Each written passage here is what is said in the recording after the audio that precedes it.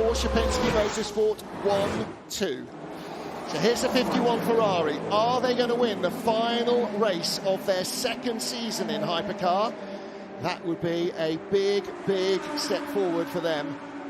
They won last year at Le Mans, the 50 car won at Le Mans this year, 83 car won in Texas, but the red cars have not won outside Circuit de la Sarthe.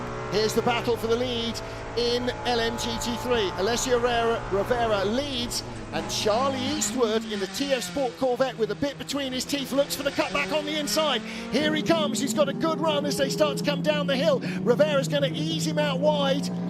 Leaves him the debris to deal with. Eastwood can't get through there. We've seen Eastwood make a desperate lunge down into the inside of turn 8 before. Doesn't think about it this time, but Rivera had it closed. Nevertheless, he didn't trust that that Corvette wasn't going to pop one down on the inside. This is great stuff between these three.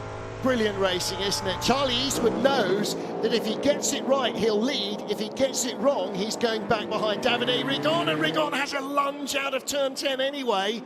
Yeah, if anything, I'll tell you, out of the two Ferraris, it's Rigon that looks like he's got the speed, but yeah, outfoxed after that full course yellow period, and somehow Eastwood's found himself in front of him. And look who's coming up behind with the black nose. We've got Ferrari, Corvette, Ferrari. Corvette number 82 is fourth in the queue. There he is. So the longer this battle goes on, the closer Danny Juncadella gets. And if he gets up behind Davide Rigon, that takes pressure off Charlie Eastwood. Eastwood looks like he just lost a bit of speed through turn 13, and Rivera very much on the attack once again. He wants to regain that position that, well, he was the one putting pressure on his teammate before, and suddenly he's found a Corvette in front of himself. Yeah. Into the pit lane, 83, so the first of our lead group to break for the border. Final fuel stop for Robert Kubica. Not sure there's going to be a driver change. He'll probably finish out the season. Here comes our LMGT3 battle. They've all got the headlights on full blaze. Charlie Eastwood doesn't throw it up the inside. And what's the gap now? Back down to fourth place. Danny Juncadella. It's down to 1.4 seconds. So he's not closed, but he remains a constant threat behind Davide Rigon. If Rigon makes a mistake, then Juncadella is going to be all over him.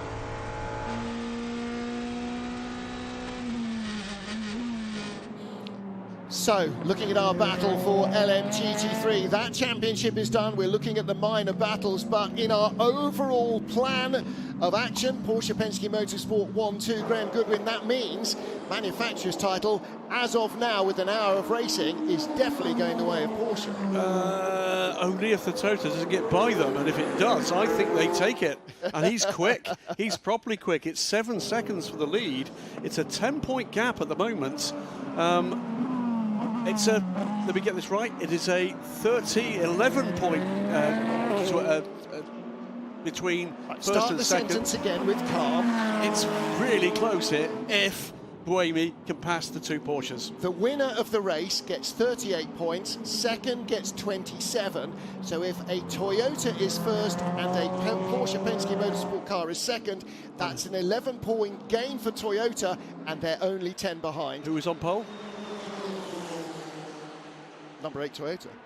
So it was a 9-point gap. Either way, if the Toyota wins ahead of the Porsches, they take the manufacturer's title. Well, that means this pit stop critical. Is super critical for car number 8 and for car number 6, and then nose to tail as they come in. That last lap around alone for Buemi, the last time lap they had done, was 8/10 faster than the race leader. We said this wouldn't be done. We said it wouldn't be done. This is astonishing stuff. It's never over, especially with Toyota.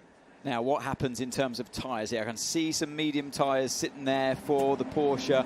What are Toyota going to do? Do they have any left? I mean, Buemi was clearly on. He had a tyre advantage during that last one. Yeah, more tyres are going on. Full four set, brand new mediums on the stickers. Left. They changed the inside first. That is a full set of 4 for the number 8 Toyota. They've gone by. This is all guns blazing to win the title. This is everything on black. Toyota, well, Porsche betting everything on red, but suddenly, you're absolutely right, from a car that was struggling with this intermittent brake problem that doesn't seem to have recurred. Number 8 Toyota could end up winning this and snatching the manufacturer's crown from Porsche. Looks to me like there was 4 tyres for Lawrence Vanthoor, 2 tyres only for Sebastian Buemi. They've taken the track position, Whoa. but there's an hour to go. This is going to be epic. Yeah, but look at the smiles in Kevin Estra's face in the Porsche Penske Motorsport garage. Now, that's partly Drivers' Championship, partly not. Back to LMGT3. Calm down, everybody, calm down. So, our LMGT3 leader, Alessio Rivera, Charlie Eastwood having another look, and he does seem to be the quicker of the two. And right now, where's the 54 car? It's dropped away, and closer behind it is the 82 Corvette. So pressure off Eastwood. This is where you want to be as a driver, Anthony, attacking with nobody in your seats. Exactly, I'm loving watching this fight. We go back to car 5 in the pits here. We've been talking about the importance here, the championship, Porsche versus Toyota. What can they do? See our all-access cameraman on the far side there, as well as our regular broadcast camera crew. And they are all watching the action from this 3-way title decider. They're putting 3 tyres. I think they're changing 3 on that car, which they've been doing pretty consistently through this race. Car number 5 at least. It's that right front that they sort of keep on for a long time. Yeah. Now here's Charlie Eastwood again. He has a little look to the inside. And look how much closer the second Corvette is now to the second Ferrari. So that is Danny Juncadella coming up behind Davide Rigon. On board now with Dries Vanthoor. One other point about Charlie Eastwood, racing course to the win, racing for pride and in memory of his dad who passed away just a day or 2 ago, and he's wearing his dad's name, Coco, his dad known to the family as, with pride on that car. There's huge emotion involved here. Oh, I can't imagine what he'll be feeling in the closing stages. 15 BMW, Dries Vanthoor still ahead of brother Lawrence, but they are down in 9th and 10th places. Meantime, remember I said about that Peugeot and Alpine that was cycling back up and down through the race? They're still doing it. It's about 5 hours of this, 8 hours they've been together. Charlie Eastwood going wide again this time, looking for a way by down the hill on the 55.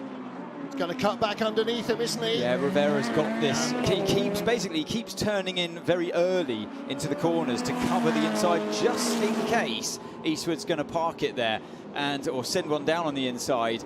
As now we see the car number 5 overtaken, and this is a tough battle to get involved in. Little do the hypercar drivers know when they're approaching these two. I mean, you don't know whether it's the pro, amateur, the silver drivers, or the bronze or gold drivers at the wheel when you approach a GT car. You're none the wiser when you're sitting in the hypercars, and that's very difficult.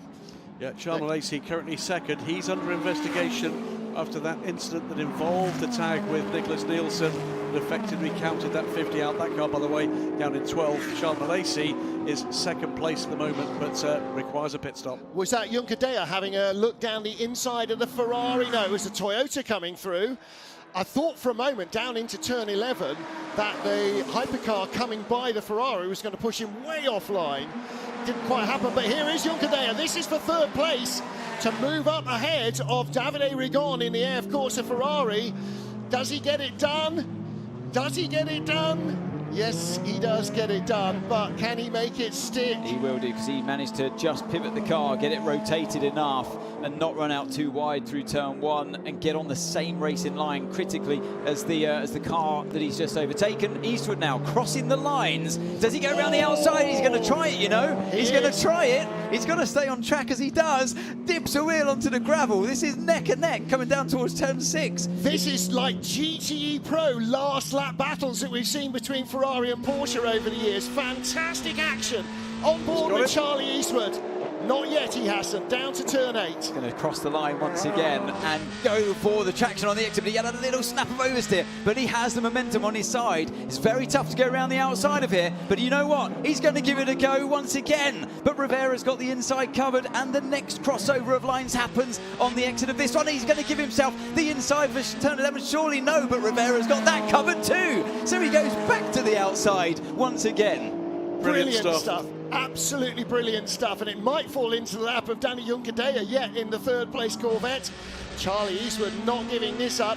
And but again, here we go on the exit. He's crossed the line once again. Surely it's going to work this time around, and yes, it does.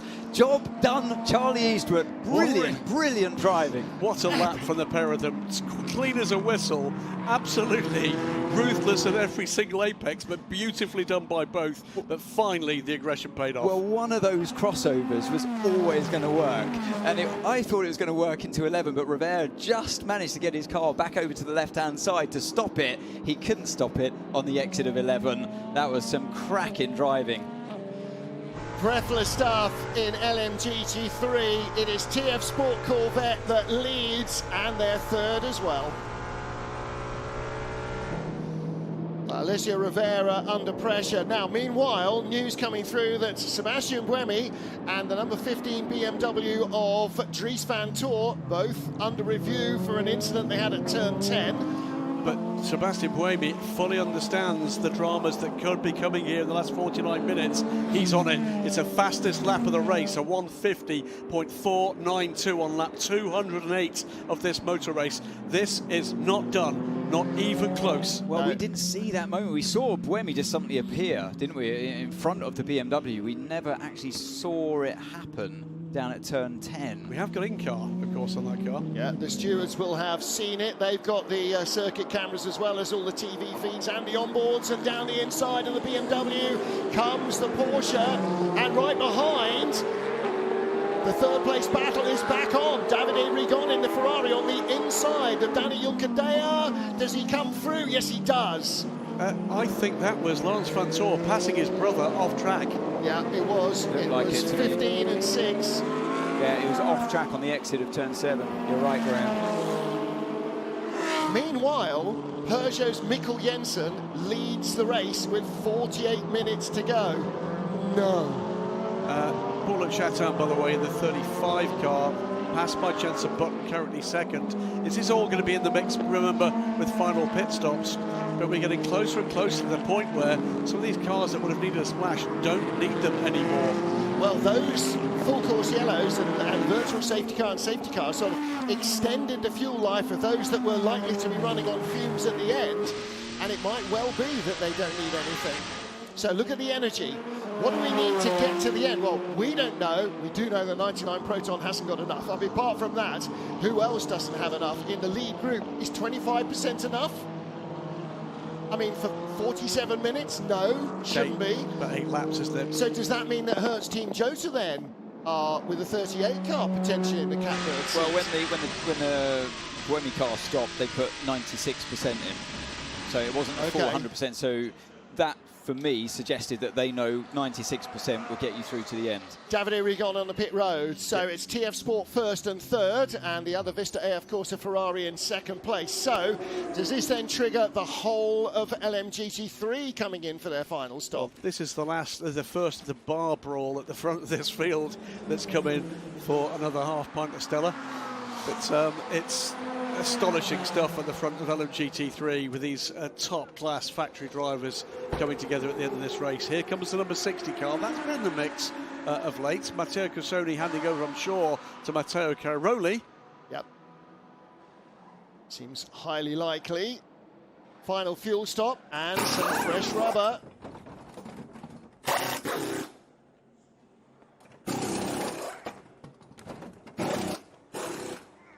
Full set of tyres going on to the 54 Ferrari, and Davide Rigon is on board, but does the 60 Lamborghini come out in front? It wasn't on the lead lap in the class. 38 Hertz Team Cota in as well. Jensen Button came in from third place in that car. That's the other Hertz team. Oh no, that's 99 Proton car in there. And just to the right-hand side of your screen, you've got the number 5 and number 8 hypercars. That is effective race leaders. Yeah, that's about the third right now. Yeah, exactly. Right. Once these cars that we're looking on screen pit, inevitably with only 20% energy remaining, it's going to free up car 5. It's going to come down to a fight between car 5, Matt Campbell, versus Sebastian Buemi. I believe they're on equal tyre age as well. And whichever finishes in front decides the manufacturer's title. If Porsche win it, they stay in the lead and take the title. If Toyota win it, they will overhaul Porsche. And by dint of the fact it's an 8-hour race, because that's the difference in points here. And this is it, momentarily riding on board with Buemi. He is absolutely fired up, isn't he? But you confirm, if we finish second, we lose. If we pass them, we win. Confirm. Yep. That's it. I'm not sure if it'll be quicker or not, but any level of cuts is available. So smaller cuts are available, but only if you think you can go faster with it. Get in there, Seb. It comes down to this. It comes down to this. What is that? 4 car lengths, 45 minutes, 2 cars, 2 mighty teams, 2 manufacturers. Will Roger Penske win the World Championship for the first time? Will Porsche win it for God knows how many World Championships they've won? Or will Toyota snatch it at the very last? Astonishing finish to the World Endurance Championship. And just so it's clear in my mind was Buemi's message, if I pass him, we win. If he stays in front, they win. Exactly. That's all you... And again, Anthony, as a driver, okay, you're free to do whatever you want. You can stop cutting, you can stop lifting and coasting if it'll get you past him, but you must beat him. We're going to see fireworks here. 2 drivers that aren't in the drivers' fight for the World Championship, but very much so, it all depends on the manufacturer's championship for these 2 right now. And I mean, wow, these two, if you could pick any 2 drivers to choose to go head-to-head, Sebastian Buemi versus Matt Campbell. We saw the fightiness of Campbell right from word go in Qatar this year, didn't we? And yeah, Sebastian Buemi, he would be still seething. I know him so well, seething from what happened to him in turn 1 getting spun around, and also seeing the car struggle at points during the race. Well, now this is a fair fight. May the best driver win. Well, imagine if they hadn't done 3 consecutive stints on hards when everybody else was on mediums. What a difference it might have made. 1:59.9 average compared to 2 minutes 0.1 average for Sebastian Buemi. But average and last 43 minutes of the World Championship are not the same thing. Buemi is closing. You know when I said it's a fair fight? It's not. Advantage Buemi. I just looked at my tyre app, and Matt Campbell continued on those sets of tyres. The 3 new tyres that he put on after that last. I was waiting for it to update, and it has. And I can tell you now that Campbell's right front tyre is 51 laps old. It says it's for second, but Paulo is in the pit lane. So when they cross the line, these will be the leaders. But will it be the Porsche or will it be the Toyota? Last year's world champions in car number 8. They took the driver's title and the manufacturer's crown. And they are level on energy. Sebastian Buemi going, hey, I'm here. And yeah, if you're going to overtake him anywhere, maybe a left-hand corner would be pretty good. That would be a good start, wouldn't it? Well, wherever it is. And you know, it may not be the pass there. Car 6 and car 54, car 92 and 99, all with drive-throughs. So just as well that Lawrence Vanthoor in car 6 doesn't have to win the race, but if the number 8 crew win, and the number 6 car drive-through drops them out of the top 10. No, that's still fine for the Drivers' Championship. Oh, it's number 7, isn't it? Just a reminder, energy is free. So if you want less cuts to go faster, you can have them. Up to you. He's talking about fuel cuts, of course, so the lift and coast cuts will be shorter for him if he wants. Meantime, no further action for the incident between car 8 and car 6, but it is a drive-through for the number 6. That is going to drop them out of the top 10, so no points at the moment for the championship leading number 6 car, but it's not about that. It's about the 5 and about the 8 and about the manufacturers' championship. And in GTE LMGT3, information the to the 54 pit lane, car. information to the pit lane. Cars 6, 06, 54, 54, 92, 92 and 99 have drive-thrus for full course yellow violations. Cars 6, 54, 92 and 99 have drive-thrus for full course yellow violations. The giggling all-French crew at the back there, Andre Lotterer and Kevin Escher looking pretty relaxed. Their car has a drive-through penalty. Critically in, as I was about to say, in GT3, the 54 Ferrari of Davide Rigon has got a drive-through. Here comes the Toyota. He's got 40 minutes to make up a 1/10 of a second. He's going to look to the Sebastian inside here. Buemi. He's close enough, and that's why it was covered off by Campbell. Was it enough, though? It seems to be at the moment. Buemi's going to think about doing the switchback, but once again, Campbell parks the car. This is some great driving here from the Porsche number 5 driver, and already thinking about defending on the inside towards turn 4 as well. You'll see him, just drift over. Buemi knows it, so once again, you go to the outside. Does he try to get around the outside? No, that gravel chap's waiting for you these days, boys, on the exit of turn 4. I tell you what, if Campbell is still in front in 40 minutes, that will be one hell of a defence.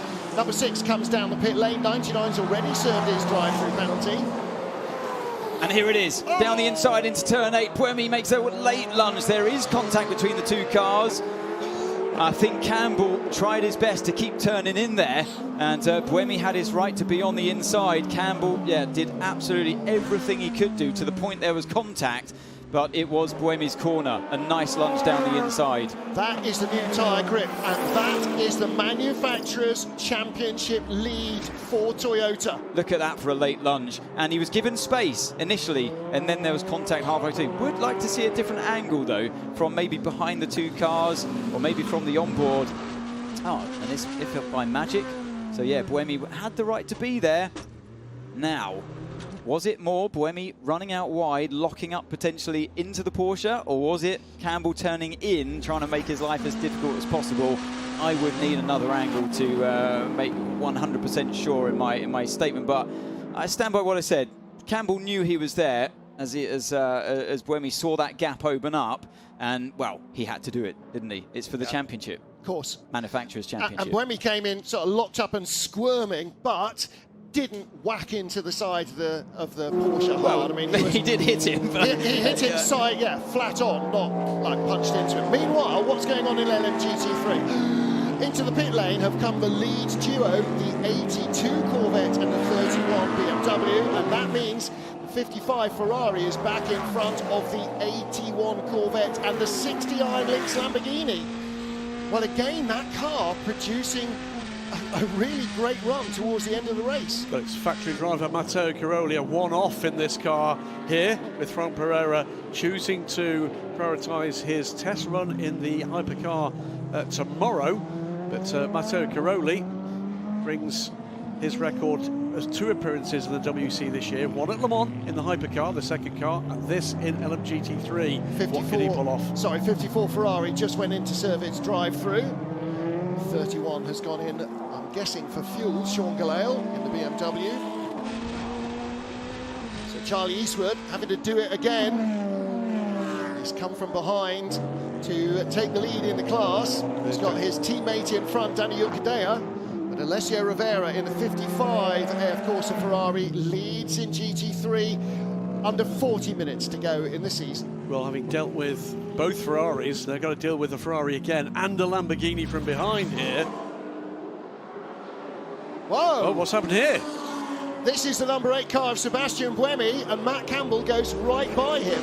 Now, did the team say there was contact, maybe you ought to give the place back, or has Buemi got a problem? Well, this is live, so... He's back in front again. Yes. Live shots, but what was that replay all about? Maybe did he let him through because he felt, or the team felt, that it was a bit harsh? And if he did, when did he pass him again?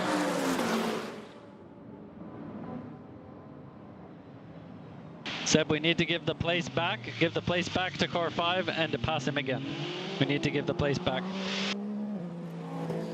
Well, there you go. That's why we saw him giving the place back into the same corner where he made that last-minute lunge. But where did he get back past him again? That's what I'd like to know, because he's had to do that hard work all over again. So, yeah, I think that was probably the right decision if you were being safer than safe. But for 100%. me, it was hard racing, and but the stewards have a different camera angle to what we saw, I'm sure. And maybe they felt that it was... a little bit more on Sebastian's side in terms of where the contact came from. And also on the Toyota pit wall, we've got new tyres. We know we've got the pace to get by him, and we've got the time. If it was the last lap, no, leave it. We'll argue the toss later. Now we've got time to undo any potential damage, go again. For me, that's what they've done. For me, they've done the right thing. Yeah, by the way, all kudos there to Calm said Calm, because it must have been a big wind-up to give that back, and he's got it back in seconds flat. He must have been Amazing thinking, stuff. I do think that a younger Sebastian Buemi one may have been arguing for a little bit longer on the radio than the one we're seeing today. Charlie Rees is back in front of Danny Juncadeo, so 81 ahead of 82. This is second, third and fourth, the yellow cars, all three of them together, or yellow and black and yellow. So Vista AF Corsa still leading by 6.3 seconds. Alessio Rivera, who needs to stop still in LMGT3. Meantime, by the way, that drive-through penalty for the number 6 car. Remember, our Drivers' Championship leaders drops them out of the points by 1 place. Charles Malaysia is ahead, but he's going to have 5 seconds added either to the next pit stop or to race distance for that contact with the 50. Well, bear in mind that number 6 car doesn't have to score at all if neither 7 nor 50 win the race. 7's out and 50 is behind the number 6 car. There are the graphics at the bottom of the screen. Toyota 190 points to Porsche's 188. How close do you want it? That's it. Toyota, taking the lead, have overturned Porsche's year-long championship lead. Because they led after qualifying when that man, Matt Campbell, took pole position and 1 point in Qatar. So Porsche Penske and Porsche have led the entire season until the last 40 minutes. 34 minutes to go. It's 1.8 seconds for the championship. Just to throw another thing in there as well, it's not over yet until it's over. Have we seen a decision yet with the car number 8 versus car 15 for the turn 10 incident? Don't believe so. No, let's hope they get it sorted out in the next 33 minutes. There's been so many incidents, my head's spinning, I'll be honest with you. This has been a stellar second half of this race. Well, this encapsulates the entire season. Lots of different cars with lots of variety of pace throughout the course of the race, throughout the course of the season. And it's never over. How could Toyota possibly be snatching the manufacturer's title away from Porsche? Well, you immediately answered. Car 8, car 15, no investigation necessary. Incident at turn 10 at 20:56. So someone's listening. By the way, we're reminded by Dangerous Dave that actually that's not correct. Porsche have not led the championship through the year. Toyota took the championship after Cota, but it was retaken by Porsche after Fuji. Okay. So what looked like a shoe-in for Porsche at the beginning of the weekend seems not to be. Now then, what about LMGT3? So you've got Corvette and Lamborghini. Second, third and fourth. Are they catching the Ferrari in front? No. No, they're not. It's very quick, these 4 cars. And it's going to come down to whether or not Alessio Rivera can keep up that pace. Battle for third place. And this is Jensen versus Jensen again. Well, Mikkel Jensen versus Jensen Button. That's just switched because Mikkel Jensen was behind Jensen Button. No, he got by him a few laps ago, didn't he, down at turn 10? No, you're right, Graham. I looked at the timing board. Was he? Oh, he got back again. Last lap, it was car 38 in third place. Now car number 93, so there has been that change of position there. Mikkel Jensen, and this is how it happened on that run down towards the final corner. A tricky one to pull off this late into the race because of the marbles on the inside. Second race in succession, gentlemen, that this Peugeot's pace has come late. The best race result for Peugeot was 4th and 8th last time out in Fuji, and they've had 2 other points finishes this year across their 2 cars, so they suddenly come good late in the race. And again, that new car with the rear wing introduced, after the start of the season, so it is effectively first year of that new car. Yeah, hugely strong run, didn't they, at Qatar in the final outing for the old car until the very last stages of the race where the car ran out of fuel. Oh, don't start that again. Yeah, so each of the cars has had an 8th place, and the 93 has had a 4th place last time out in Fuji as well. Can they finish on the podium? It's Mikkel Jensen versus a Formula 1 world champion in a Porsche, so he's got to hang on tough. Meanwhile, 99 is down in 13th place. Julian Landauer, who started the 99 Proton competition Porsche, working his way through this battle for 2nd place in LMGT3. That battle for 3rd, by the way, isn't done because both Mikkel Jensen and Jensen Button are being caught by Antonio Giovinazzi in the 51 Ferrari. Jensen and Jensen. Thank gosh we haven't got a Jensen factory team. Jensen and Giovinazzi. Yeah, so there's only 0.8 behind, isn't it, Antonio? Or now half a second behind. Yeah. With Giovinazzi catching all the time. 2 cars in front, the Peugeot and the Cota we were just talking about. As we watch this fight still in LMGT3, let's not forget, of course, with all the talk of the championships, this is Giovinazzi trying it on the inside of Jensen. That was a little bit too late, wasn't it, by the Ferrari driver. Jensen gave him room anyway because he could see that car coming. But talking about the championship fight, yeah, of course, for the drivers, car number 6 still has it wrapped up at this stage. Well, he still has it wrapped up because car 7, they're out of it. This is going to be a 5-car battle for the final podium position. Mikkel Jensen, Jensen Button, Antonio Giovinazzi, and catching all of them, Dries Van Toor and Paulo Chatan. But Mikkel Jensen has disappeared. There's the Peugeot, look. And here comes the Ferrari chasing the Cota car. So the Peugeot is gone. So Jensen is gone in 3rd. Now this is about 4th place. Jensen Button versus Antonio Giovinazzi. And Giovinazzi looks like he's got more pace. Has he got more pace than the chasing BMW and Alpine? At the moment, just about. And now, unfortunately, though, he's caught up behind the Hertz Team Cota car, so that pace might be a tad blunted. Well, this is the developing story of the FIA World Endurance Championship, isn't it? You're right, the Peugeot is away at the moment, but that battle for 3rd, 4th features 5 cars, all 5 from different makes. Yep. Last race for Hertz Team Cota with Porsches as they become the Cadillac factory team for next season. Chip Ganassi Racing will continue to run the Caddy programme in the IMSA. Oh, they won't in the IMSA WeatherTech Sports Car Series. Yeah, that will go to Wayne Teller Racing. Here we go. I guess I did read that, you're right. Down the inside, Antonio Giovinazzi. And that car, of course, had 4 new tyres at the last stop as well. We didn't see what Jensen Button had. Well, we know what he's got in terms of determination, but he didn't have the grip to back it up, Anthony. Yeah, Jensen gave it, only gave up just at the last second in towards turn 2. Now put himself a little bit vulnerable with the BMW behind him to turn 4. But Giovinazzi, I assume, has got the tyre advantage here. He certainly has with the Peugeot in front of him. Now, what can Dries Van Toor do towards turn 6? Can't do it there, but you can have an opportunity into turn 8, as we saw from Buemi earlier on. He has a look down the inside. Does he commit to it? He does, but Jensen goes round the long way. Don't forget, his engineers were telling Dries, we're dealing with the cars behind us. You will get a full set of tyres at the last stop, so he should have a tyre advantage. But he's got Paulo Chatan in the Alpine right behind as well.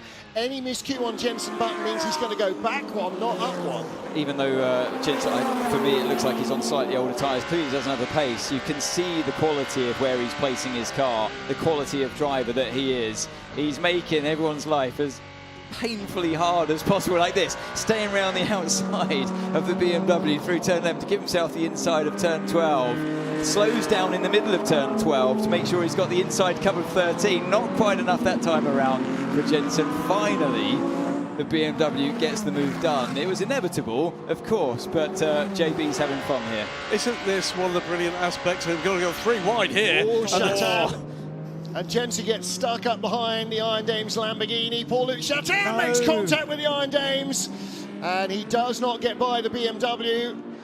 And so Jensen Button gets another chance. The Ferrari flashing the headlights in front is in 3rd place. Antonio Giovinazzi, Dries Van Toor ahead of Jensen Button and Paulo Chatan. And the Iron Dames, they are way down the order at the now last in LMGT3. It's around the outside, Paulo Chatan. Jensen Button still making life difficult for everybody and rolling his sleeves up with delight. We've waited 71.5 hours for the message on the screens at the moment. Van Toor and Van Toor under investigation, incident in turn 6. That, I think, will be the overtake off track by the elder brother. And more with Paulo Chatan going by the 27 Harter Racing Aston Martin. Yeah, Chatan's taking a lot of risk here, and I think Jensen can sense that as well. He's clipping body work here and there, banged into the side of the Iron Dames around the final corner, turn 14, and then clipped the BMW through turn 1. It's all a little bit scruffy. He's going to have to calm it down. Around the outside, he tries to go this time around Van Toor. It's going to set himself up for a potential run towards turn 11. No, you're going to have to back out of it because Vantoor's got that covered, and he did just so at the last minute. Pops it. Oh, that was a little bit last-minute stuff from Vantoor himself there, wasn't it? Before turn 11, and it's getting a little bit nasty between these two as Button just watches back and thinks, whoa, what are you guys doing? And now he's suddenly right with them again. Yeah, you can imagine on the radio, he moved in the braking zone. Yeah, he did. Yeah, we saw that. Oh, Paulo shut out, almost running into the back of the BMW. I can barely watch. Honestly, I can barely watch. It's this is risky stuff. Head of this group, by the way, is we'll keep watching this one. Mikkel Jensen's been caught by Antonio Giovinazzi for third place. Big lock up there for Vantoor. That's going to leave the door open for Paulo Chatin. He drives by. And Jensen Button had a big lock up behind as well. But still on the back of the BMW. So the BMW down to 6th place now as they cross the line. Paulo Chatin, slightly wild, but up to 5th. Now, I wonder what the kind of lock-up, the flat spot that Vantoor is going to be carrying there in this BMW. Let's watch for the vibrations as he exits turn 2. No, we're back to the off-board. Is Jensen on the radio going, are you seeing this stuff? He really is. This is great. Meanwhile, battle for 4th place, and this is the 82... Third, 82 car of Danny Juncadella. Right behind him, Matteo Cairoli in the Lamborghini, looking on the inside. Juncadella's got still 24 minutes to defend 3rd place, but the Lamborghini just looks like it might have a fraction more pace. Maybe that extra bit of Matteo Cairoli determination. Let's have a look again. He threw it up the inside. Outbraked himself, though, Anthony. Yeah, outbraked himself. I mean, the ABS on these cars, you're never going to see the telltale puff of smoke from the tyres, but clearly ran out wide, and the switchback was made as we're now on board with our race leader. I never thought I'd hear myself say that after what happened to them earlier on in the race. Well, Cota telling us, by the way, that what we said earlier, it's 5 seconds out to the next pit stop for car 6. That barely matters at this stage. That there was not a problem with the number 8 car. He clearly was dealing with whatever was going on for them, but they're denying there was a problem. We heard from Bruce that he'd heard from the team that there might well have been. But the pace the car's going at the moment, 153 last time around, 154. Here is championship positions, and they're going to take this manufacturers' championship at the moment by 2 points. Ridiculous. Great for the manufacturers. For Toyota, of course, they'll be happy. For car 7, though, a little bit bittersweet, more than bittersweet, you'd have to say, because they're looking at the speed that car 8's got now in this race, thinking, you know what, we were going for the race lead way earlier than you, and look at the speed we got now. And if the number 7 car had been now where the number 8 car is, they'd be leaving the drivers' points as well. Unbelievable. Toyota would have swept the lot away from Porsche. Staggering. So yeah, they are the margins. Porsche lead the drivers' title, but Toyota lead the manufacturers as long as they stay in front. As long as they stay in front of this car.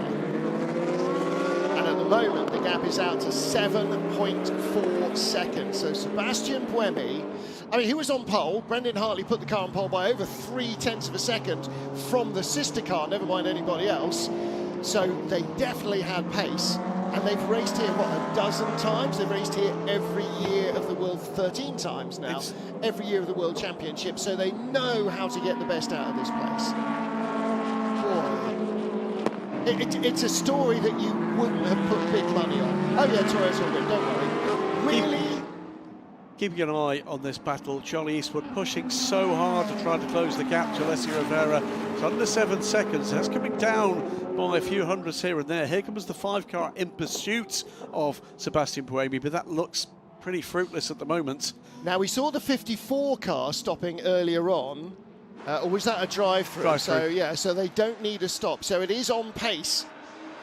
Well, if he's on the podium in memory of his late father, then he will be absolutely an emotional wreck. If he's on the top step of the podium, then what a fairy tale that would be. Is it going to be a second consecutive win for Ferrari after not having scored a podium until last time out this race, or is it going to be a first race win for the Corvettes and TF Sport? And what about Peugeot, a car that was, you know, down in the late teens early in the race, is in 3rd place, being caught by the 51 Ferrari. The gap's coming down, but it's not coming down in a hurry. It's coming down a 10th here and a 10th there. Yeah, so the Peugeot has 3 semi-new tyres, used tyres, only a couple of laps on them. In that last pit stop, they've done 9 laps in this stint so far, has Mikkel Jensen. The problem is his right rear. It's now coming up to over 40 laps old. So, yeah, that's the problem, because Giovinazzi's tyres are in better condition. Yeah. Giovinazzi's got, he had used tyres on both sides, being the hard on the left-hand side and the mediums on the right-hand side, but both only 4 laps old. So he has the car advantage. We know the speed is there in the car. He's driven a brilliant race, as Giovinazzi, and also he's got that right rear, giving him that extra grip. Through corners like this one that we're in now, turn 11. He's closed right down on Jensen as well in the last couple of laps, hasn't he? Under a second. So in Formula 1 terms, he'd be within DRS range. Before we get into the action on track for the last 20 minutes of this World Championship, another car in trouble, the 63 Lamborghini. That's just been back on track after 25 minutes in the pits. It's back in again and looks to be in major, potentially terminal trouble. Yeah, that'd be a real shame for them to end their season with a retirement. So I'm sure that's why they ushered it back out, to try and get it onto the track. So the gap at the last split was 0.9 of a second. Mikkel Jensen ahead. It's now 0.89 of a second. So he's within striking distance, Antonio Giovinazzi, with a tyre advantage. Yeah, Giovinazzi took out 7/10 of a second that last lap around between himself and Mikkel Jensen. But yeah, so they always say catching's one thing, overtaking's another. And Jensen is definitely going to get his elbows out here, as we see now the tyre graphics at the bottom of your screen. So it's that, well, I have it as his right rear for the car, number 93, that's the oldest on there, not the graphics that we saw. Front right, didn't they, on that graphic. Other battles, by the way, we'll keep an eye on this one, is for the bottom of the top 10. Robert Kubica being caught by Charles Malaysia, who's been caught by Laurens Vanthoor for the last point-scoring positions in this race and in this championship. Well, that definitely won't be fireworks at all, will it? Malaysia being caught by Vanthoor and Kubica trying to hold them all off. What could possibly go wrong? 18 minutes to go on board. It's now at this stage, when you're the Peugeot in front of Jensen, you hope that every single car that comes your way is an advantage for you. It's going to delay the progress of Giovinazzi. And immediately Jensen is held up by the 60 Lamborghini. He squeezes through, but so does Giovinazzi on the inside down into turn 8. And Giovinazzi is all over the back of Mikkel Jensen. Traffic did not break well for the Peugeot. 18 minutes Mikkel Jensen's got to hang on to this podium spot in the 93 Peugeot. That's going to be a very long time. It's kind of inevitable, but Jensen's going to do everything he can here to stop Giovinazzi, make that move. And I mean, luckily we've seen the Peugeots had really good straight line speed all season long. Hopefully that's part of their armoury here. Well, they were quick, weren't they, in free practice? It all fell to pieces in qualifying. We thought they might have better race pace, so it's proving with this car. We've lost the other car, the 94, but the 93 is keeping this Ferrari honest, isn't it? Well, they haven't been on the podium this year, Peugeot. It would be a massive boost to the team. In fact, they've never been on the podium, have they? No. So it'll be a massive boost to the team if he can somehow cling on under the gun of a Ferrari that has been, probably for a third of the race, the race leader. The real turnaround story here, though, is the number 8 car in the hands of Sebastian Buemi, finally on the right tyre. Look at the gap now over Porsche number 5, 12.7 seconds. And the Porsche hasn't given up, because by winning the race, they will win Porsche the manufacturer's title. And at the moment, they've got nothing to show the Toyota. There's barely quarter of an hour left in the season. Jensen's doing pretty well here. He doesn't look flustered. And as he heads down towards turn 11, like I thought before, that car has got decent straight line speed. If Giovinazzi's going to have a chance anywhere, it will be lining him up, setting him up on the exit of the final corner and having a go down the inside into turn 1. As we watch them, by the way, they pass Alessia Rivera in the lead of LMGT3. The gap is closing to the lead again, under 6 seconds, and coming down sector by sector, 10th by 10th, the Corvettes are catching. I want to see some more of that action that we saw before. Mind-blowing. I'm not sure my heart will take much more of that, to be honest. I think we're going to have quite enough going on here with Mikkel Jensen and Antonio Giovinazzi. The Peugeot drifting out wide as they come through the final couple of corners. He's got just about enough. Giovinazzi is picking up a bit of a toe, but look, the gap opens up. The Peugeot has got great speed. What are we seeing here? This is Charles Milesi. Oh, that's a hit for Milesi with the number 6 car as the pair of them were trying to catch Kubica. Lawrence Vantor on the inside. And he lost a dive plane. That was a proper thump into the back of the Alpine as well. I think he lost more than that. That was clumsy, just clumsy. And his teammates know it as well. And it's those kind of moments. If car 7 was still in the fight here, it wouldn't want to happen as Giovinazzi tries around the outside here. What's going to happen on the exit? Oh, he's kind to him. Jensen gives him the space. And Giovinazzi had earned the corner, and through he goes. Yeah, Giovinazzi had the grip advantage. Mikkel Jensen, in the end, a little bit like Jensen Button a few laps ago, fighting it as long as you can. Maybe his straight line advantage will help him. Best result for that the current spec Peugeot, 4th last time out, 4th again here. The old car, 93 was 3rd at Monza last year. Okay, so it was the 93 car that was 4th in Fuji as well, and they're not going to get a podium yet. Yeah, last year the car really looked like a competitive proposition in very mixed conditions at Le Mans. Heading into the closing stages of the race and the season, everybody with enough fuel to make it through, and a very wide run out of turn 10 from Lawrence Vantor. Well, he got on the curb on the exit of turn 9, and you daren't do that because this is going to grab the right front and induce understeer. That's exactly what happened there. But yeah, his smiling teammates watching on, they're just thinking, just bring it home, no heroics, just, you know, we're in a good... And obviously, that's just popped up on our screen that it's under investigation, that contact, and I'm sure another penalty will come their way because of it. But their only remaining moving championship contender, the number 50 Ferrari, is behind them. Even if they get a drive-through penalty, it won't move the 50 car up into a point-scoring position, never mind the race lead that it would need. So, yeah, Kevin Est and Andre Lotterer. Lotterer in his final 13 minutes as a Porsche factory race driver, and on the way to becoming a world champion for the 2nd time. LMGT3 lead 5.1 seconds now. So Charlie Eastwood is catching. Is he catching quickly enough? Danny Ukadea having his nose cut off there by the hypercar battle coming through as Charles Milesi in the Alpine went by the black-nosed Corvette. Charlie Eastwood, it's under 5, down to 4.9. Now then, 27 and 85. This is the battle effectively for the honour of being almost not last. Iron Dames, Michel Gattin goes by, Alex Riberas just. And don't forget, after the safety car, they were 1st and 2nd Absolutely. in LMGT3. What on earth happened? Well, you have to rewind half an hour to find out. And in fact, the 27 car, Alex Ribeiro, is under investigation for total power. And that's going to be data that's been fed back to the powers that be through those torque sensors on the rear axles of the cars here. 27 and 85 side by side. Now, was that result? Did this overtake come running on wide out of turn 10? We really need to see what happened in turn 11, how she got past. But yeah, that was clearly off track on the exit of 10.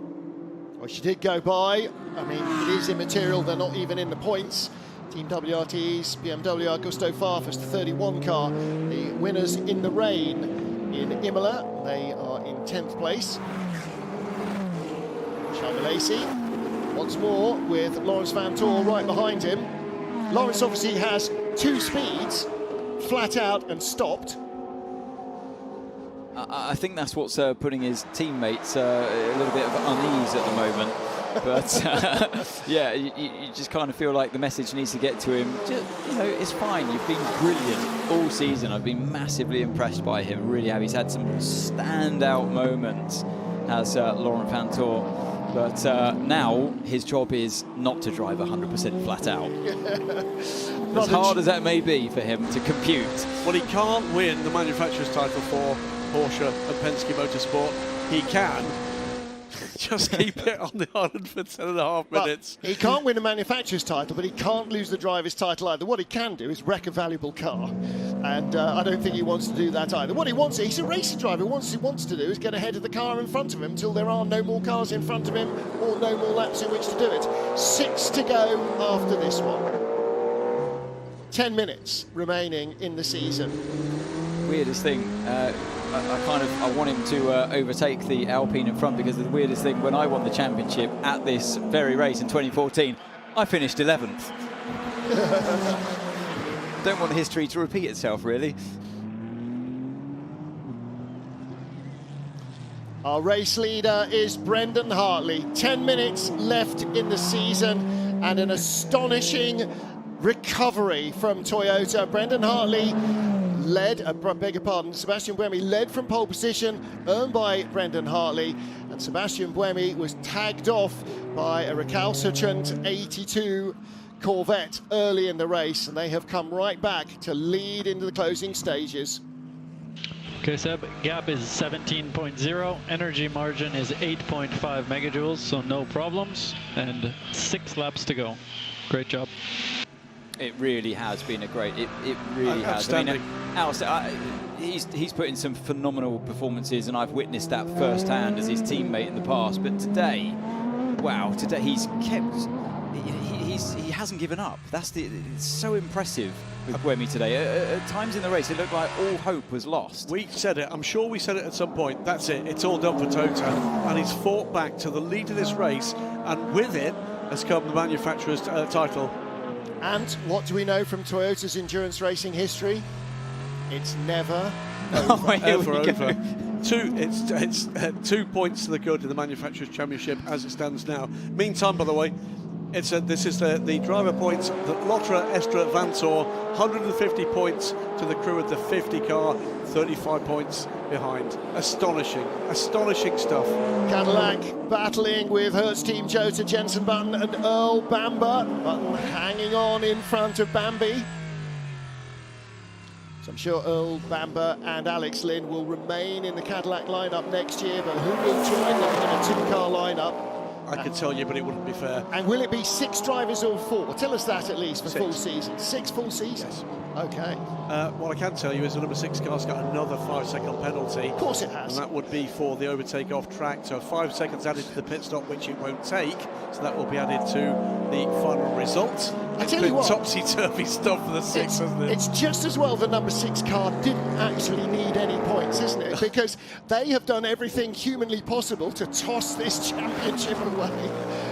Have they got jiggly leg yet? I'm not sure. Here we go. Has a dive to the inside. You're going to have to wake up a little bit earlier in the morning to catch Jenson Button out with a move like that.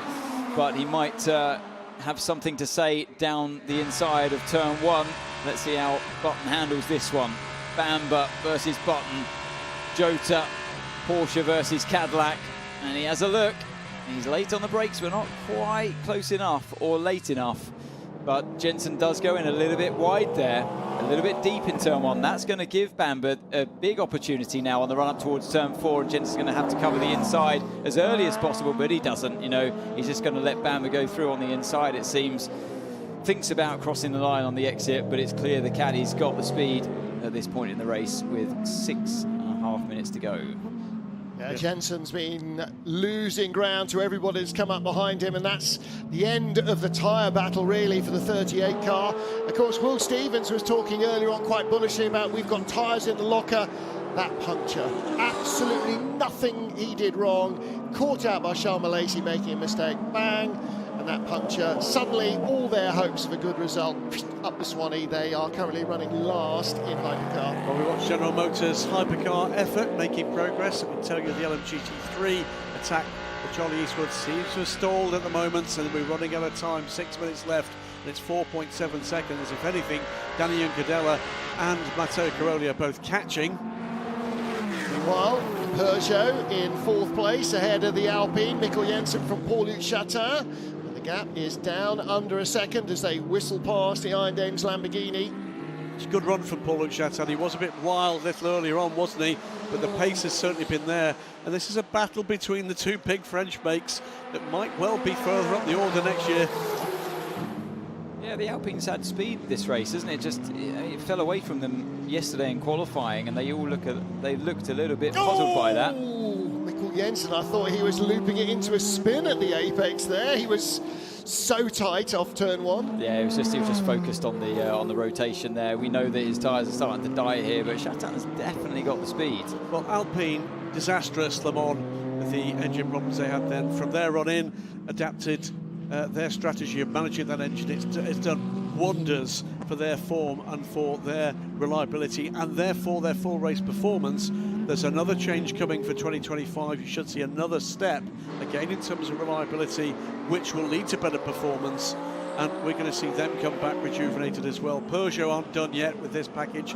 They're clearly learning. This car has been significantly more competitive the last two races that we've seen earlier on in this season. 4.5 minutes to go, and they're one place off a podium for the time being. And the good news is the start of the Grand Prix has been delayed by a rainstorm, so everybody can stay with us. No need to tune into anything else. Inside the final 5 minutes of the season, a season that is as long as 2 full Grand Prix seasons. Message for Karen Chaddock from me personally. What's a Grand Prix? I don't know. So Paulo Chatin with 4 minutes to try and get by the Peugeot in front of him. It's a tall ask, but again, it only takes one little error to give away that time. Mikkel Jensen just 6/10 in front. The lead now for Sebastian Buemi over Matt Campbell, by the way. 23 seconds, and Ian James out on the side of the race. Not Ian James, who's in Heart of Racing, Alex Riberas. And there's damage on the left-hand side of that car. Is. Has there been contact here? And if so, who or what with? 31. So the 31 BMW is Augusto Farfus. There was some feisty Brazilianing there on the inside. That was a little bit untidy. Yeah, this is the shot I wanted to see. I thought it was going to happen earlier in the corner, but that's, yeah, I'd say the BMW should have been a little bit further to the inside. He'd already got damage on the left of the car. He was nowhere near the white line on the inside. I don't know why. Yeah, damaged already? Did you say? Oh, the Aston Martin had damage on the left-hand side as well as the right. That might possibly been a bit of afters. I do wonder. That was the reason I made the point. I wonder whether or not that was a second incident. Yeah. I mean, it's entirely possible that, remember from that safety car restart when the Aston was first and came out of the rugby scrum in about 9th? That might have happened there as well. 2 minutes and 45 minutes remaining in the championship, and unbelievably, unless something very bizarre happens to the Toyota, they are going to win the manufacturer's crown. We're talking about a sport, Martin, where we've had snowstorms out of nowhere, baseball on the track in Mexico City some years ago, and a cat on the circuit here that's interrupted racing from time to time. But 2.5 minutes, and this looks like a run to an inconceivable title just 2 hours ago. No kangaroos so far. The battle for 4th place continues. The 93 Peugeot, half a second now ahead of Paulo Chatin's Alpine. Mikkel Jensen hanging on. And the Ferrari team getting ready for a second consecutive win. The 54 car won in Japan, 55 leading. 21:58 local time. 1 minute and 50 seconds. And what do we know? Do not celebrate too soon. This is an astonishing fight back from Toyota and the number 8 car. And it hasn't been the lucky car this year, it's been the unlucky car this year. And it looked like that was continuing when he got knocked out of the lead by the GT3 Corvette. And that looked like it was all over. And then they had 3 stints on the wrong tyre. No question, on the wrong tyre, at least compared to what everybody else was doing, and they were lost ground, and still they came back. They certainly made their life difficult today, but I mean, not all of it through their own fault, like the Turn 1 incident, but yeah, so being on, well, I call it the wrong tyre at the wrong time, I don't know, but it seemed a bit out of place with what others were doing, but certainly once they got onto the same tyre as pretty much everybody else out there. And to be fair, when Buemi got back in the car, it really came alive. We may have a change looming here for second place, because all of a sudden Antonio Giovinazzi is right on the tail of Matt Campbell. Okay, Sebastian Buemi is out of the final corner and he crosses the finish line to start the last lap of the race. There will be one to go at the stripe for these guys. 7/10 of a second in the battle for second as well. Which are we going to watch? Let's watch the Porsche Ferrari battle for second. Drive through for Augusto Farfus for that contact with the 27 car. So that will be commuted to a 30-second additional penalty. Here's the battle for second.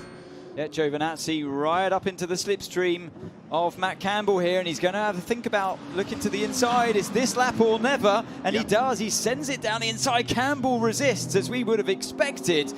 And it's not over until turn 4. Giovinazzi's given room around the outside of turn 2. Were there all 4 wheels over the white line? I think there might have been, and that's why he's backed out of it. But also it costs him traction over the curbs, doesn't it? And so Campbell had a cleaner run up the hill, but he's inside the Porsche and he's going to be compromised on the exit. Giovinazzi's got a really good run there towards turn 6. This is not over on this lap, is it? Campbell couldn't run wide because the Porsche GT car was in the way, and Giovinazzi coming down the hill around the outside. Fantastic stuff, up into second again. Really good stuff there. There's nothing left on the rear of that Porsche, is there, until he lost the rear going through turn 6. And Giovinazzi capitalised. He sensed it happening, went round the outside of 7. That was really respectful driving between the two of them as well. A little bit of contact, but you have to expect that, just door to door, but nothing too over-aggressive. And they gave each other enough room, in my opinion, at all times. And as a driver, you'll know, and I'm sure that Giovinazzi knew what was happening. Absolutely. Final lap, final corners of the season, and it is Toyota who are going to claim their 8th consecutive win, their 9th out of 13 races here in Bahrain, and they take the manufacturer's title. Unbelievable scenes. Unbelievable. The number 8 Toyota wins in Bahrain. Toyota continue with that streak of success, and they are the manufacturer's champions. Halfway through the race, not a hope. They never give up. 51 Ferrari in second place, and the number 5 Porsche that needed to get in front of the number 8 car comes across the line in third. We heard Sebastian Buemi asking for clarification from his engineer. If we finish in front, we win. If they finish in front, they win. Absolutely right. So Buemi wins the race, and the number 8 car takes the manufacturer's crown for Toyota, but the driver's title will go to a different crew from a different manufacturer. Car number 6. They have been in the lead of the championship almost, well, so not from day one, but from the end of race 1. They claimed victory in Qatar. They don't win here, but they are the drivers' champions. Kevin Esche and Andre Lotterer embrace each other and their crew as Laurens Vanthoor brings the car undamaged across the line, and Andre Lotterer becomes the 2nd driver in World Endurance history to take a World Championship with 2 different brands. Tears from Laurens Vanthoor.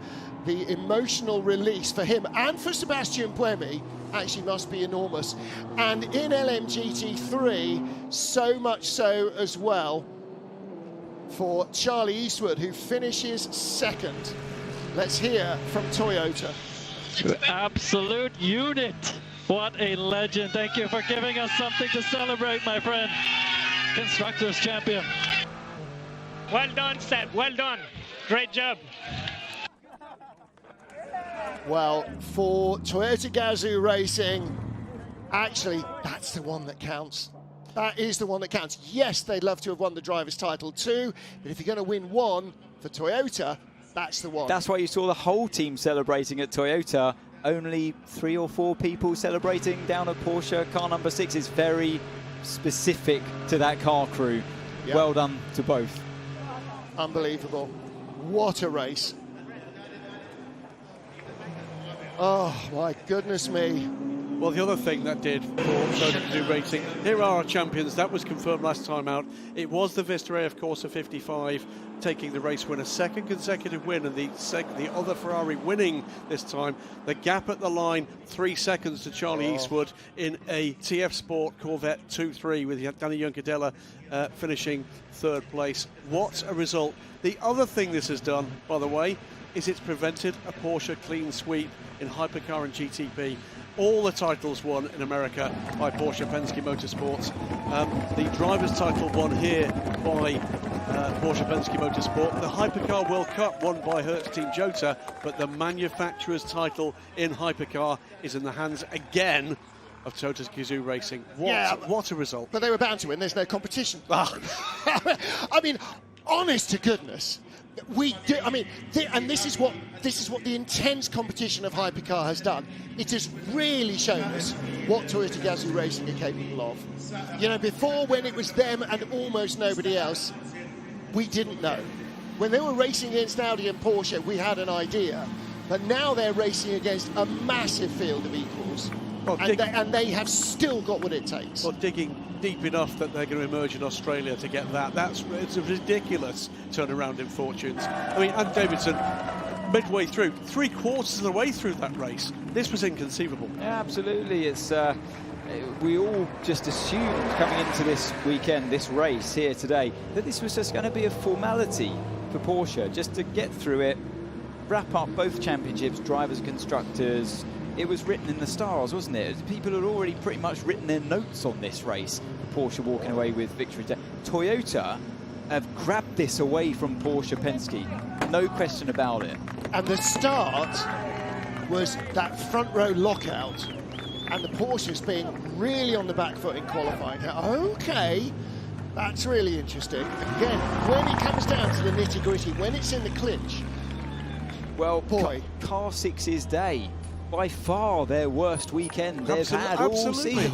By distance. And great for them that they walk away with the Drivers' Championship today. Lucky, because Car 7 failed. And Car 50. Because now we've seen that speed of the Toyota car number 8. Well, Car 7 would have been further down the road. Absolutely right. Word. This could have been an even more extraordinary evening. Exactly. Yeah. So, I mean, thank the lucky stars for car number 6 crew that car 7 failed. It's the only non-points finish of the season for the number 6 crew. They had 3 race wins, and they've only been off the podium once when they've been in the points. I mean, they've put together an astonishing championship campaign, and they are the drivers' title winners. But Roger Penske does not have a world championship. Quick word to mention the 2 other drivers in that 55 car. Alessio Rivera, it was, brought it back. Good middle stint from Simon Mann aboard that car. And Francois Heriot again putting in a great stint. The emotion hits with Sebastian Buemi. Without question, driver of the day. Oh, yeah. By a million miles. Drive of the race, no question. I mean, just... Look how sweaty he is. I mean, he has worked... Not for himself. I mean, yes, he wins the race today. He's won plenty of races. He's won championships and Le Mans. He's done this for the team today. Well, remember his interview early on. You know, we haven't had luck. It's not the way it's going. But you know, that's racing. He took it on this. He was the, like I said at the time, the calmest, most phlegmatic Sebastian Buemi interview ever. Second only to that radio message clarifying, "I've got to beat him to win." Yes. Okay. As a driver, that's the target you want. It's so clear, it could be nothing else. All in, on black, that's it. And he did it. They came up trumps. I'm not sure I've ever seen Sebastian Buemi this emotional and this tired. That was an absolutely epic effort. You know when an athlete has performed at their peak. Yep. And for some of people out there that were starting to question Seb, you know, a few chinks in the armour here and there. He had a clash with a Ferrari, was it last year? A clash with the Aston Martin. Yeah. And it seemed a little bit out of character the moment he had with Porsche number 6 on the exit of turn 11 in Austin, where he made an out of character move where he made contact and received a big penalty. That was a bit of a ballot. For anyone that was doubting him in any way at all, well, put those doubts aside, because today he's back. And there are your drivers' champions, car number 6. So Andre Lotterer, Kevin Esch, Lawrence Van Toor. Well, we'll say it one more time because they said it at the start of the season. What was it? 80-year-old Lotterer passed his best Estra and second best Van Toor are the world champions. Not even the best Van Toor in the field. I mean, honestly, what a season! Yeah. Right across the board. We, you know, as these extraordinary stories come together, there's all sorts of people who will snipe. Of course, there's nothing less to snipe at here. This has been a magnificent motor race. Oh, this has been fantastic. I mean, it had everything, didn't it? Absolutely. We didn't know what was going to happen at any stage through the race. And we try our best with the tools that we have available and the strategy help that we have from other teams. And we got Bruce and Louise down in the pit lane. But, yeah, it just seemed like every single corner there was a new challenge coming our way. Seb, I'm going to start with you. What a drive today. At some point in the race, it looked like all the hope was gone, and yet you showed what it is not to give up until the end. You're exhausted, but what an amazing drive. One of your best drives, maybe. Yeah, I guess maybe the best. Yeah, I guess obviously the tire mileage was helping, but I knew I had to take risk, you know, even if, the last overtake on the Porsche 5, I thought, honestly, that was not too bad, but still they asked us to let him by again, and I didn't want to lose time, passing him back again. So in the end, it's a team sport, but today we did a good job. Yeah, Anthony Davidson said, I think the Seb Buemi from a few years ago would have discussed that he had to let him pass again. It didn't take you long. Oh, I had the idea of doing what I did, basically. Okay, well, good. Congratulations. Rio, a few words, you must be delighted. It's a team's effort, a fantastic drive from you as well. Yeah, it's what a day. It's up and down, but we never gave up. It's our slogan. We fight as a one team in the end. So yeah, happy for today. Thank you so much. The last word for you, Brandon. An amazing drive, a pole position, and in the end, the Constructor Championship as well. So that's amazing. I'm so happy for everyone. Seb was the star at the end, incredible. We took pole position yesterday, which helped. The race didn't go as smoothly at the beginning as it could have done. Seb got spun around. We tried the mediums, didn't work. We saved tires for the end, and Seb he delivered an unbelievable result. But yeah, thanks to everyone in the team. That meant a lot. We wanted to spoil the Porsche party, and we really had to fight for it this year to take that Manufacturers' Championship, and also for us to end with a victory. It feels good going into the winter break. Congratulations to you again, to you three guys. Thank you so much. So, if they hadn't got that point, it would have been a one-point championship victory. If either of the Porsches had taken pole, it would have been level on points. After 193 hours or whatever it is of racing. I'll have to remember that next time you ask me. Does qualifying matter for an endurance race, Anthony? Remember, that's what we said during qualifying in Hypercar yesterday. I don't think we've had a qualifying that mattered as much, ever, in the World Endurance Championship. And by the way, just a note there for Brendan Hartley, talking about taking that title from the team he's won the World Championship with, Porsche.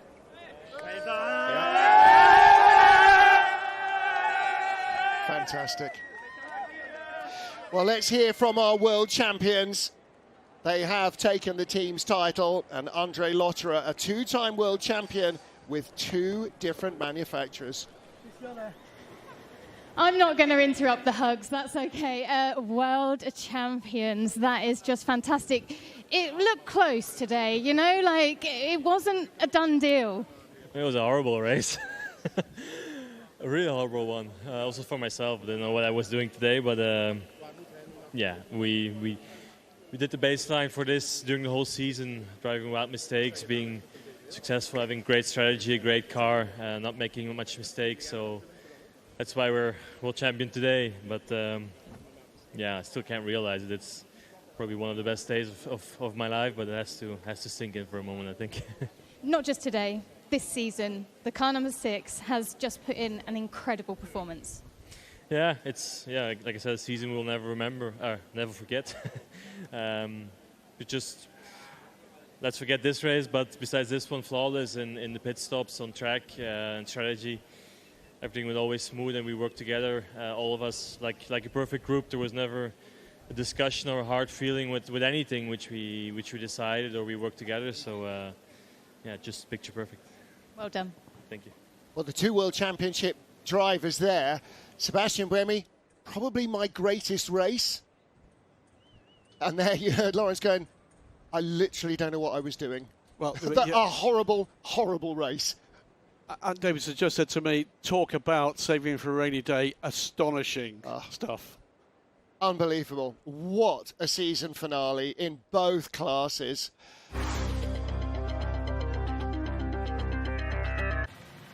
Well, Toyota were the dominant force in qualifying before the 8 Hours of Bahrain, the final round of the FIA World Endurance Championship, with Roger Penske on hand to try and see his Porsche team take the world title.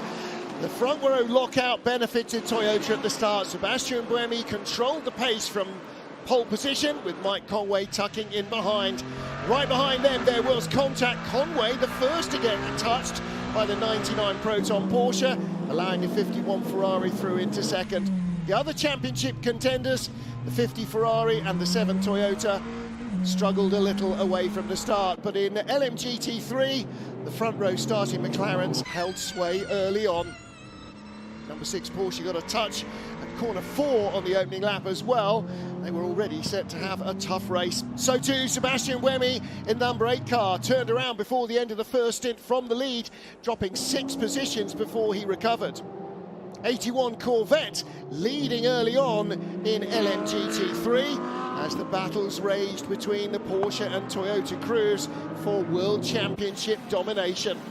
As the sun started to set midway through the race, Andre Lotterer and Ryo Hirakawa, I beg your pardon, Kamui Kobayashi having a flying attack down the inside of the Porsche. One of the BMWs parked up car number 20. First full course yellow after more than 4 hours for a bit of debris.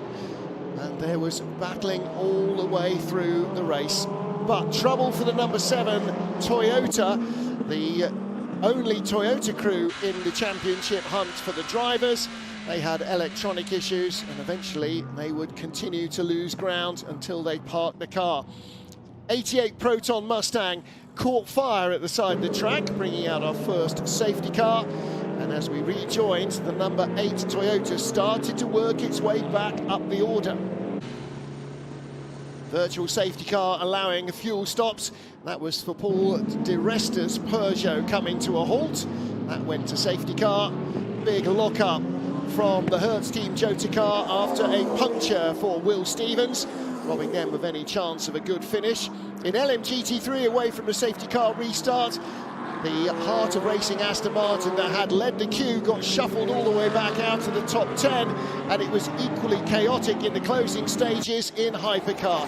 Charles Milesi damaging the 51 Ferrari, the 50 Ferrari, giving it a puncture. And then Sebastian Buemi reeling in and passing Matt Campbell for the lead of the race, giving Toyota the manufacturer's points lead. 51 Ferrari and the number 5 battling in the closing moments for second place. And it was 55 Ferrari, Alessio Rivera bringing the Vista AF Corsa car to take the win in LMGT3. As Sebastian Buemi won the race for Toyota Gazoo Racing and the manufacturer's title that went with it. An astonishing turnaround as the number 6 crew took the driver's crown. Number 5, Porsche Penske Motorsport from Germany. Well, what a bizarre end to a Porsche career, a second Porsche career for Andre Lotterer. Won 10 of his 12 World Championship endurance races in his first 26 outings, all for Porsche, and the remaining 2 have come this season. Great race from the number 5 crew. Matt Campbell, one of the drivers of the day, you're right, and Seb Buemi basically edged him there. But a big up here as well for the final race with Porsche from Fred Makovicky. What a great servant he's been to that team. The 51 Ferrari crew getting onto the second step of the podium right in the final minutes, chasing down and passing the number 5. Yeah, they had a really strong race today, didn't they, the car 51 crew. Still need to look into the strategies, how it unfolded, that they weren't the ones standing on the top step, but it was this crew here, car number 8, against all odds it seems. Still can't quite believe that they're taking this top step, but somehow they're there. I'm going to have to look at it all again. They had the pace, they didn't have the luck, but somehow Sebastian Buemi turned that on its head. The drive of his life, it very probably was.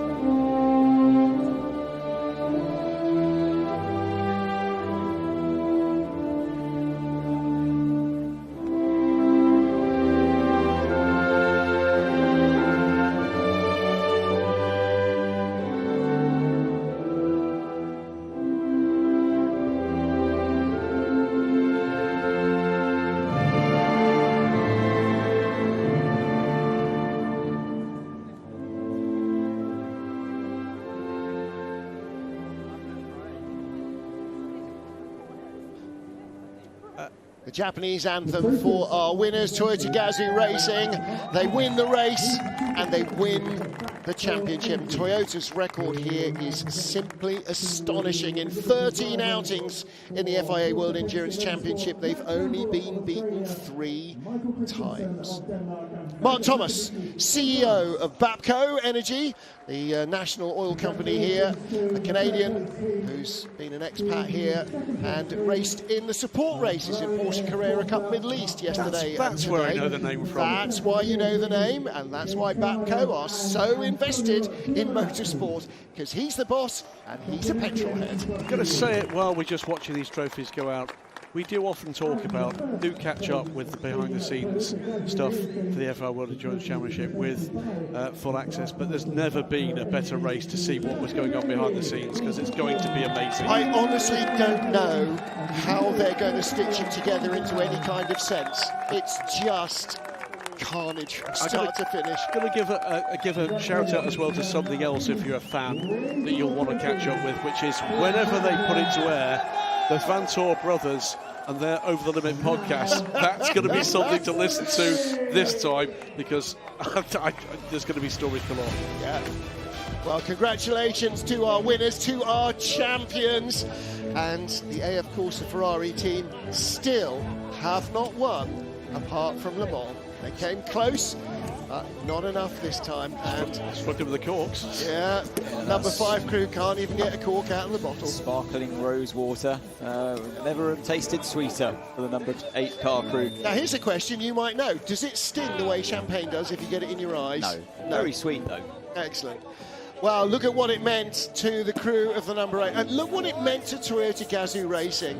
When the 7 car was parked, they thought they were down and out.